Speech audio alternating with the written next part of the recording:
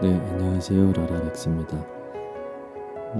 오늘은 조금 에세이 하나를 가지고 왔어요. 키키키린이라는 일본 여배우신데요.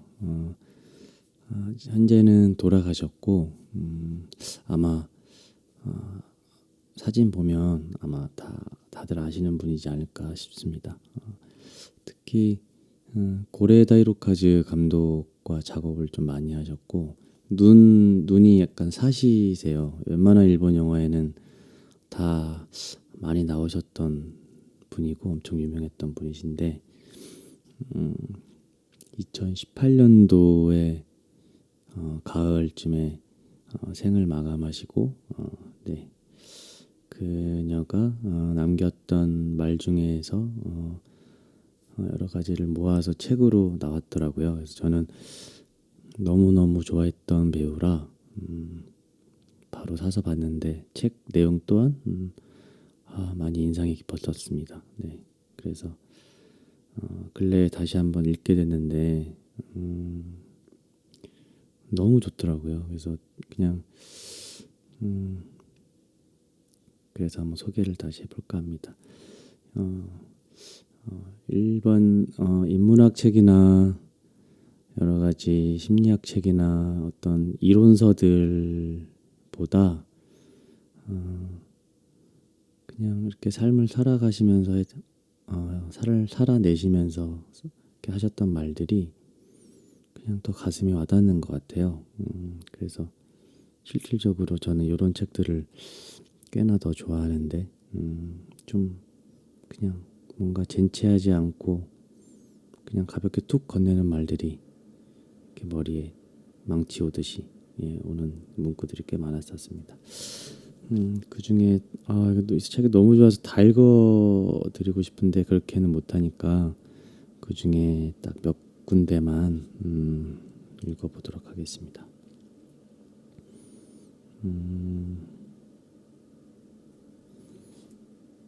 길지 않아요. 그냥 몇 마디 하시고 다음 장 넘어가시고 하거든요. 네, 키키키린의 말이라고 나와 있습니다. 이쪽에서 먼저 저 사람 참 괜찮네 하고 생각하면 어느덧 상대도 나에게 좋은 걸 줍니다. 크리에이터 야나이 미치코의 질문에 대답하며 2013년 4월에 남긴 말이라고 해요. 이쪽에서 먼저 저 사람 참 괜찮네 하고 생각하면 어느덧 상대도 나에게 좋은 걸 줍니다. 그런 관계가 형성된 뒤로 나는 사람들에게 은혜를 참 많이 입었어요. 그래서 요즘에는 아예 내가 사람들한테 묻고 다녀요. 당신 득 보고 싶지 않아? 하고 말이죠. 상대가 득 보고 싶죠 하면 이렇게 하면 삶에 불평하지 않게 돼 라고 말해줍니다. 그래도 불평이 생기는 걸요 하고 말하면 그건 그런 식으로 생각하기 때문이라고 했어요. 불평하지 않는 쪽으로 생각하면 되는 거라고요. 네. 내 쪽에서 먼저 괜찮네 라고 생각하면 어느덧 상대도 나한테 좋은 걸 준다. 네. 네, 저도 이런 거 많이 경험해 본 것 같아요. 제가 좋게 생각하는 사람들은 저를 좋게 생각하고 제가 뭔가 마음속에 조금 안 좋은 생각 가진 사람들은 저 안 좋게 보는 것 같아요. 네. 좋네요.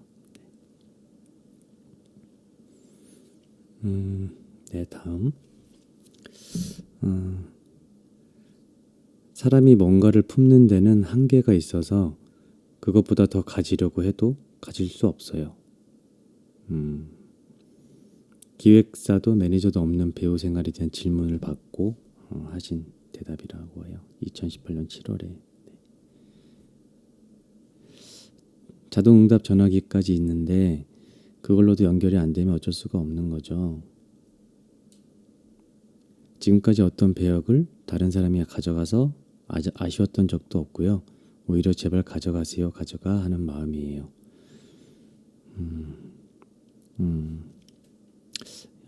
이게 어떻게 이렇게 되죠? 참 대단하시네요.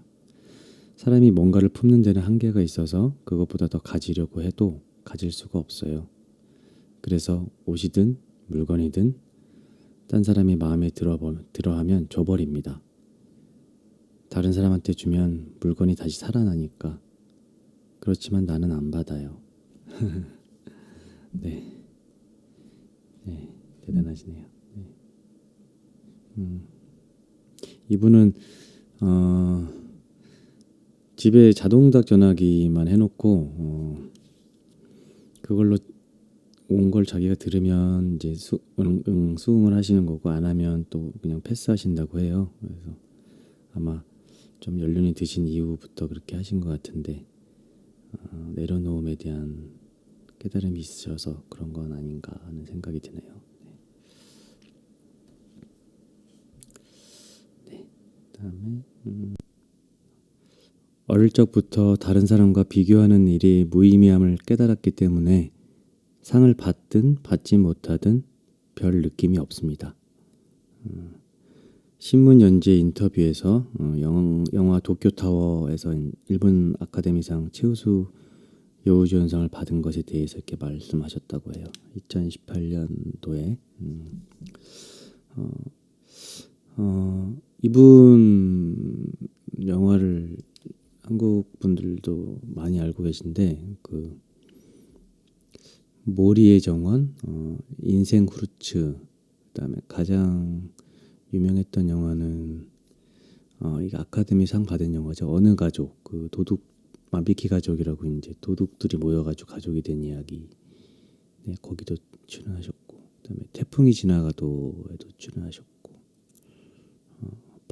바닷마을 다이어리라는 바닷가에서 그 여자 형제들 자매들 이야기, 그다음에 단팥 인생 이야기라는 거에도 출연하셨고, 그다음에 그렇게 아버지가 된다.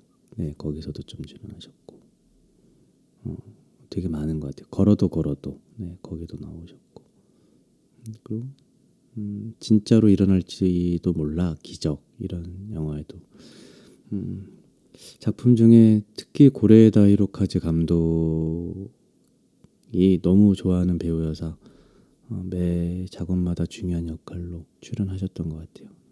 고레에다 히로카즈 감독을 저도 되게 좋아하는 감독 중에 한 명인데 그 감독도 이제 에세이랑 책을 좀 냈거든요. 근데 그 책에서도 키키기린에 대한 이야기가 좀 많이 나오더라고요. 근데 되게 참 매력 있는 배우시고 뭘 하려고 하지 않는 배우였다고 말씀하셨던 것 같아요. 좀 길어졌는데 어쨌든 어릴 때 비교하는 게 무의미함을 깨달았기 때문에 상을 받든 받지 못하든 별 느낌이 없습니다라고 얘기한 거. 네. 어릴 적부터 다른 사람과 비교하는 일이 무의미함을 깨달았기 때문에 상을 받든 받지 못하든 별 느낌이 없습니다. 다만 일단 연예계에 있고 세상이 상을 좋아하니 아이고 주시는 겁니까 하고 감사하게 받는 거죠. 그래도 트로피는 짐이라서 별로예요. 네, 트로피가 짐이시래요. 4년 전 국가훈장을 받을 때는 어땠지 하고 생각해 봤는데 그때는 남편이 궁시렁거리지 말고 그냥 받으라 하더군요. 로큰롤 같은 말만 할 줄 아나 했더니 구시렁거리지 말아라니. 내가 좀 불평불만이 많을 것 같은 캐릭터잖아요. 그래서 보기보다 날 잘 알고 있네 라고 감탄했죠. 남편이 궁시렁거리지 말라 그랬더니 이 인간 보기보다 나를 좀 잘 알고 있네 라고 답했다고 하신 거 너무 재밌으시네요. 네. 이분은 그 락을 하시는 아티스트와 결혼을 하셨었어요. 그리고 이혼을 하셨었는데 후에 그 되게 괴짜 남편으로 유명하기도 했고 했는데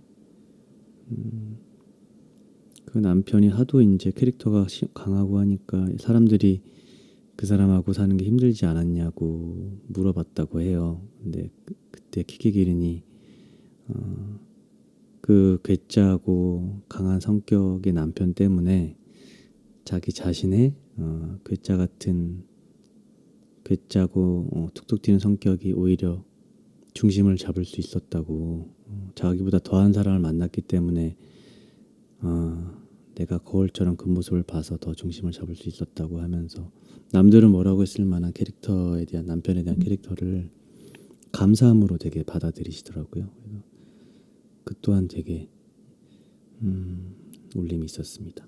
네.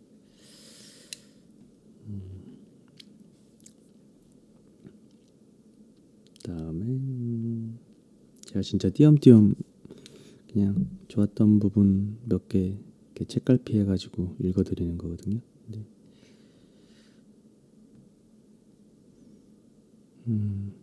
네. 다음, 내 생각을 듣고 싶어하는 사람들이 있다고요? 그게 의존증이라는 겁니다. 스스로 생각하세요. 나이 듦과 죽음을 주제로 잡지 인터뷰 중에 죽음을 받아들이는 방법에 대해서 말씀을 하시면서 이런 말씀하셨다고 해요.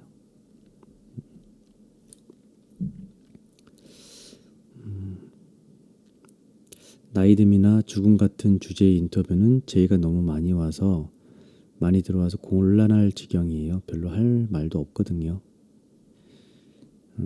죽음에 대해 어떻게 생각하시나요? 하고 나한테 물어봤자 나도 안 죽어봐서 몰라요. 한번 취재를 받기 시작하면 끝이 없을 것 같아서 전부 거절하고 있어요. 영화 홍보를 해야 할 때는 어쩔 수 없이 하지만 내가 이런 인터뷰를 해서 뭐가 좋을까요? 기자 여러분에게 뭐가 좋을지는 알겠지만 내 생각을 듣고 싶어하는 사람들이 있다고요? 그게 의존증이라는 겁니다. 스스로 생각하세요. 라고 말씀하셨습니다. 저 이거 읽었을 때 엄청 망치로 딱 맞았었어요. 네.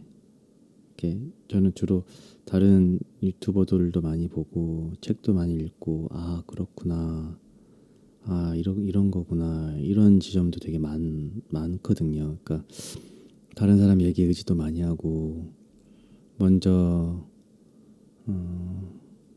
살다가 가신 그 인생 선배님들 글도 되게 좋아하는데 그분들 글 읽으면서 이렇게 살아야 되는구나라고 생각도 많이 했는데 키키기린이 할머니 말씀 그냥 스스로 생각해라 가 망치 땡 오더라고요. 네.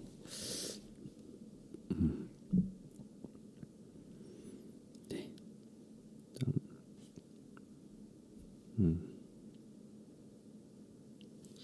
그다음에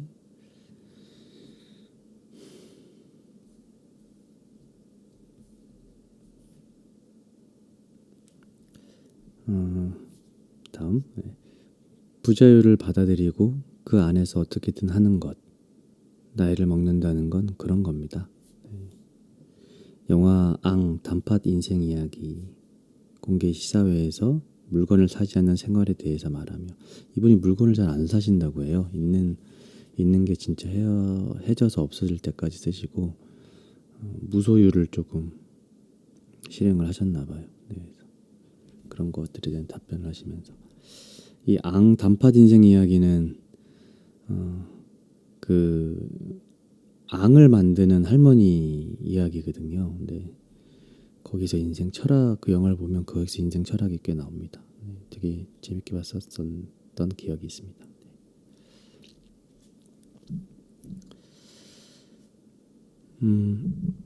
설명 볼게요. 일상생활에서는 손을 떼는 게 가장 좋아요.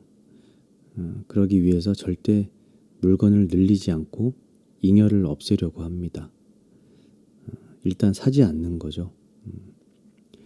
비누는 욕실에 딱 하나만 놓고 쓰고 주방 세제도 쓰지 않아요. 여행 갈 때도 그걸 들고 갑니다. 또 호텔에서 주는 건 집에 가져오지 않고요. 입는 것도 편하게 입을 수 있는 옷만 남겼어요. 양말은 3년 전에 발목이 너무 조이지 않는 걸로 4개짜리 한 세트를 사서 아직도 신고 있어요. 브래지어도 헐거운 걸로 하고요. 낙낙하고 편하게 그저 천을 두른다는 느낌으로 입는 거죠. 나이 먹어 안경을 하나 사려고 해도 종류가 셀 수 없이 많아요. 그런 걸 최대한 줄이고 가능한 물건을 안 씁니다. 일단 줄이고 보는 거예요. 이거 하나만 있으면 겸사겸사 쓸 수 있지 않을까 하는 아이디어가 떠오를 때 제일 행복합니다. 하고 가로치고 웃음돼 있습니다. 네. 불편하지 않냐고요? 물론 그럴 때도 있죠. 그럼에도 부자유를 받아들이고 그 안에서 어떻게든 하는 것. 나이를 먹는다는 건 그런 겁니다. 네. 나이를 먹는 건 그런 거군요. 이분 얘기는 진짜 하나하나 다 주옥 같은 말들이 같아요.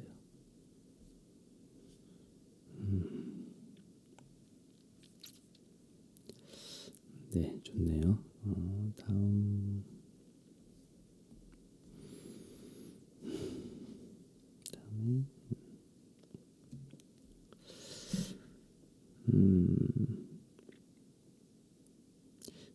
부부의 연을 맺은 이상 상대의 단점이 내 안에도 있다는 걸 알아야 합니다. 그걸 알게 되면 결혼이라는 것에 대한 이해가 생기지 않을까요? 이것도 영화 단팥 인생 이야기 공개 시사회에서 부부에 대해서 말씀하신 내용이라고 해요.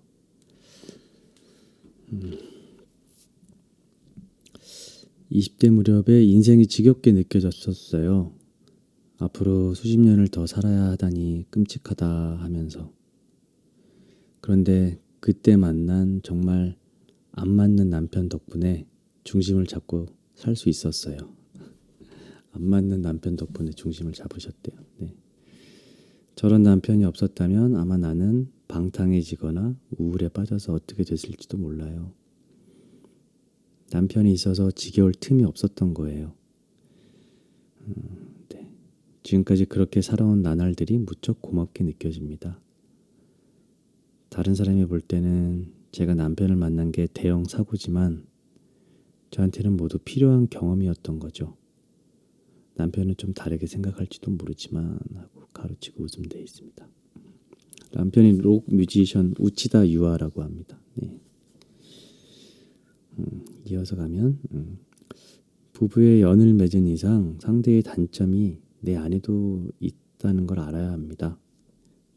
그걸 알게 되면 결혼이란 것에 대한 이해가 생기지 않을까요? 저는 때때로 남편이나 부인에 대해 나쁘게 말하는 사람을 보면 이 사람이 자기 얘기를 하고 있네 하고 생각한답니다. 그러니까 서로 남편이나 부인의 나쁜 점을 얘기하는 사람은 자기 나쁜 점을 얘기하고 있다고 느낀다는 거죠. 네. 그렇군요.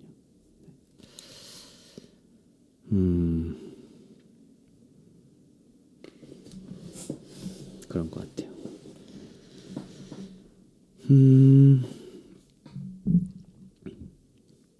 다음 나는 사람도 한번 망가져 본 사람이 좋더군요. 딸 우치다 야야코가 결혼했을 때 인터뷰에서 이렇게 말씀하셨다고 해요. 저도 이 말이 되게 좋았었어요. 네. 저도 이런 거 느껴본 적이 있거든요. 네. 나는 사람도 한번 망가져 본 사람이 좋더군요. 가령 어떤 사건에 말려들어 망가진 사람이라고 하면 말이 좀 그렇지만 한 번은 자기 밑바닥을 본 사람이 좋다는 거죠. 그런 사람은 아픔이 뭔지 알기 때문에 대화의 폭이 넓고 동시에 넘어진 자리에서 변화할 수도 있거든요.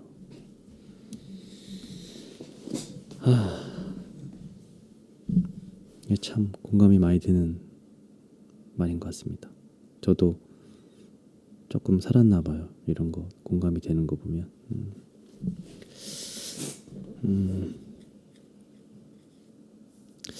한번 망가져 본 사람들은 고마움도 잘 아는 것 같아요. 그냥 흘려보내지 않고 일상의 사소한 것들을 진심 어린 눈으로 고맙다고 말씀하시더라고요. 그런 거를 저도 느낀 적이 있어서 이 글이 말씀이 특히나 더 와닿습니다. 너무 좋죠. 네, 그 다음에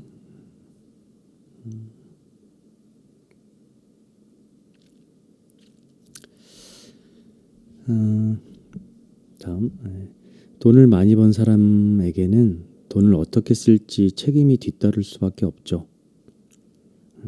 크리에이터 야나이 미치히코와의 인터뷰에서 돈이 별로 필요 없다고 말씀하시면서 이런 얘기를 했대요. 네.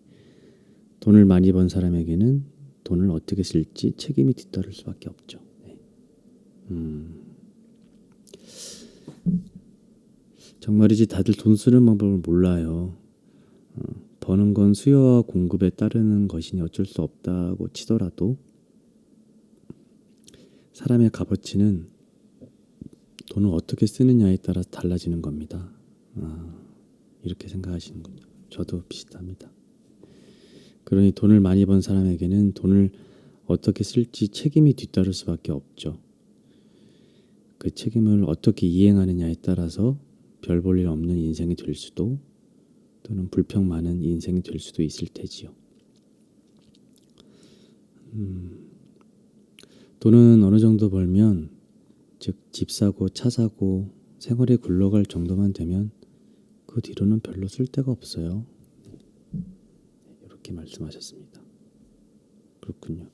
이분 돈을 그래도 꽤 버셨을 텐데 배우로 유명하셨던 분이라. 네. 네. 그러면서도 이렇게 좀 최소한의 옷과 그렇게 살아가시면서 돈을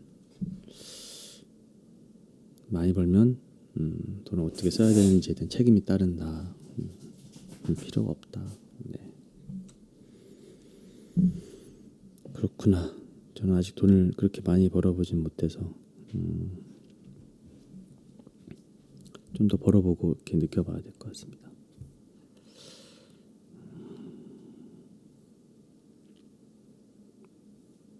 네.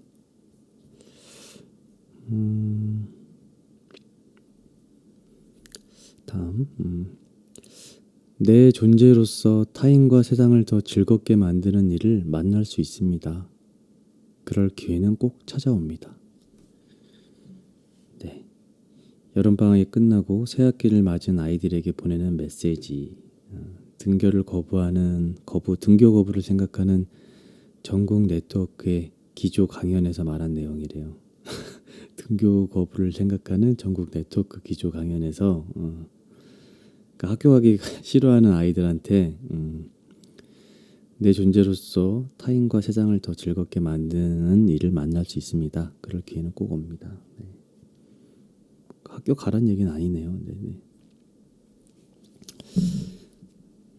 해설을 읽어보면 나는 어렸을 적에 자폐 성향이 강해서 사람을 가만히 관찰하곤 했습니다. 학교에 안 간 적도 있었는데 아버지는 안 가도 좋으니 그냥 이리로 오렴, 이리로 와 하고 말해줬어요. 아버지가 참 대단하시네요. 그랬기 때문에 내 아이가 그런 모습을 보여도 우리 아버지와 똑같은 말을 했을 겁니다. 누군가 학교에 가지 않는다고 해서 아무것도 안 하는 건 아니죠. 사람들에게는 아무리 사소할지라도 임무라는 게 있으니까. 그 일 하시느라 수고 많으셨어요 하는 소리를 들으면 어른도 기분이 좋은데 아이라면 더 의욕이 솟지 않을까요? 네. 다만 계속해서 학교에 가지 않는 건 아이에게 무척 큰 인내를 요구할 것 같습니다. 우리 남편이 어느 날 돌연 이런 말을 하더군요. 여보, 삐뚤어지는 것도 엄청 어려운 일이라고. 무지 힘이 들어. 게다가 그 상태로 계속 있는 건 더 힘든 거라고.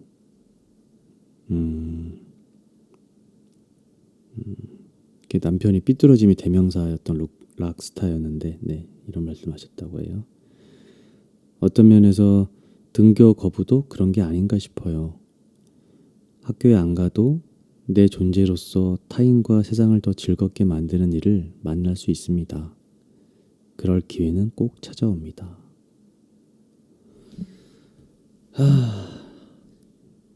좋네요.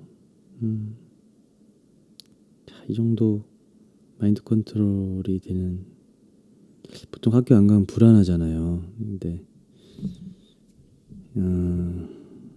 언젠가 내가 세상에 살아있는 존재에 대한 걸 느낄 수 있는 기회가 온다라는 믿음이 있으면 지금 뭐 별거 안 하더라도 지나가질 수 있는 그런 것, 그렇지 않나 라는 생각도 드네요. 네.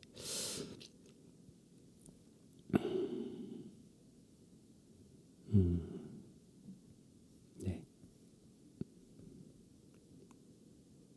2개 남았습니다. 네. 저는 기본이 없습니다. 기본에 관해서는 여러분이 선생님이에요. 세상 사람 모두가 제 선생님입니다.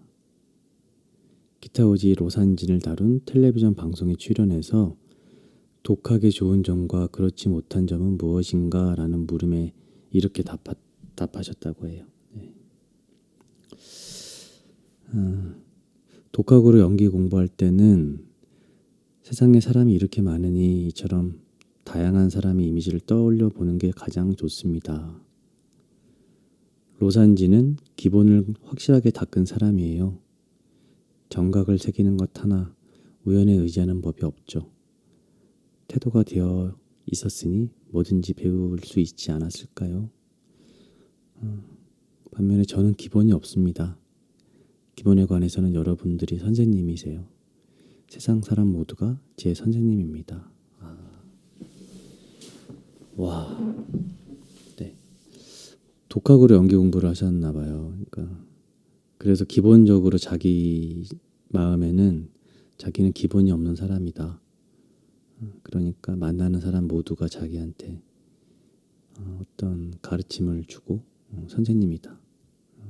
이런 마음 때문에 그 연기하시는 거 보면은 다 이렇게 상대방하고의 그 케미라고 하잖아요. 그 케미와 어떤 화학 작용이 이분들한테는 좀 일어나는데 키키기린이 거의 들으면서 그냥 가끔 툭툭 내뱉는 발언을 이런 걸 하시거든요. 근데 굉장히 자연스러워요. 근데 이런 기반이어서 그런 연기가 되나 싶습니다. 네. 기본이 없습니다. 네.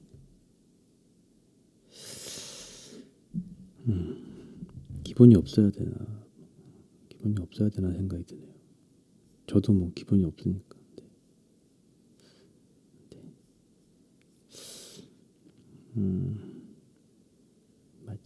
네. 마지막. 삶이 끝날 때까지 아름답게 살고 싶다는 이상은 있습니다. 집착을 완전히 버리고 어깨에 힘을 빼고 홀로 우뚝 서는 것이죠. 존재의 무게가 느껴지는 사람이 되고 싶네요. 밖으로 드러나는 것 말고 마음의 기량면에서. 한 잡지 인터뷰에서 죽음에 대해서 말을 하며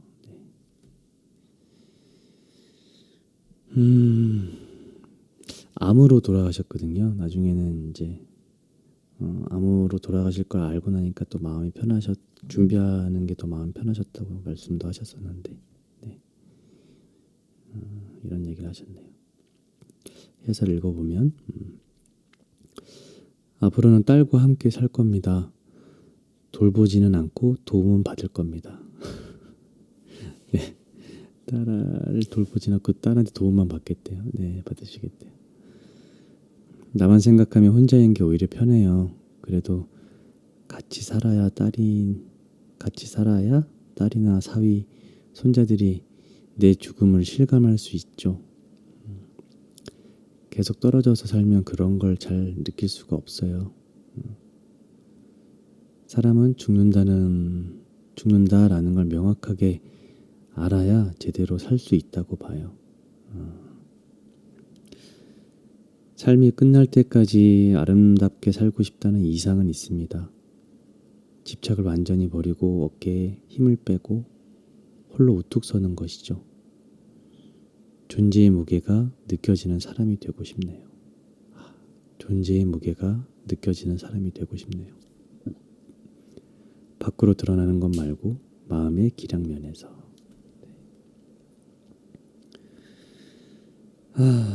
네.